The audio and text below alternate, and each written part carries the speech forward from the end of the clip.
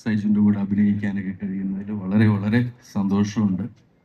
പിന്നെ ഡയറക്ടർ അർജുൻ തലശ്ശേരിയാണ്.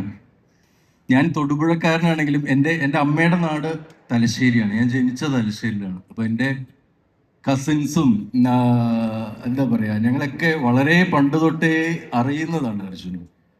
അപ്പോൾ അർജുൻ പെട്ടെന്ന് ഇങ്ങനെ എന്താ പറയുക, അർജുൻ ഇങ്ങനെ ഒരു സിനിമാ മോഹവും സിനിമയുടെ പുറകെയാണ് എന്നുള്ളതൊക്കെ പണ്ട് തൊട്ടേ അറിയുന്ന കാര്യമാണ്.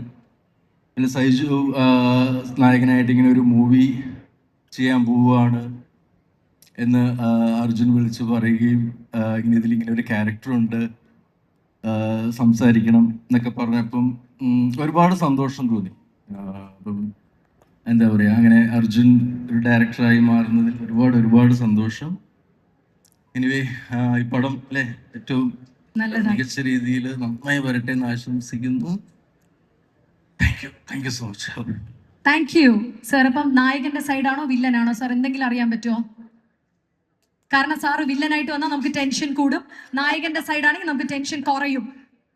ഒന്നും പറയാൻ പറ്റൂല, ഭയങ്കര സീക്രട്ട് ആണ്. ഓക്കെ, സീക്രട്ട് ആയിട്ട് ഞങ്ങൾ റിവീൽ ചെയ്യുന്നില്ല, നിങ്ങൾ കണ്ടു തന്നെ അറിയണം. Thank you so much Nishant sir.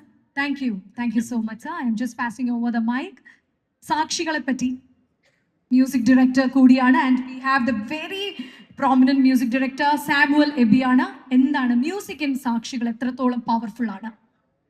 എല്ലാവർക്കും നമസ്കാരം. വീണ്ടും സൈജു ചേട്ടന് വേണ്ടി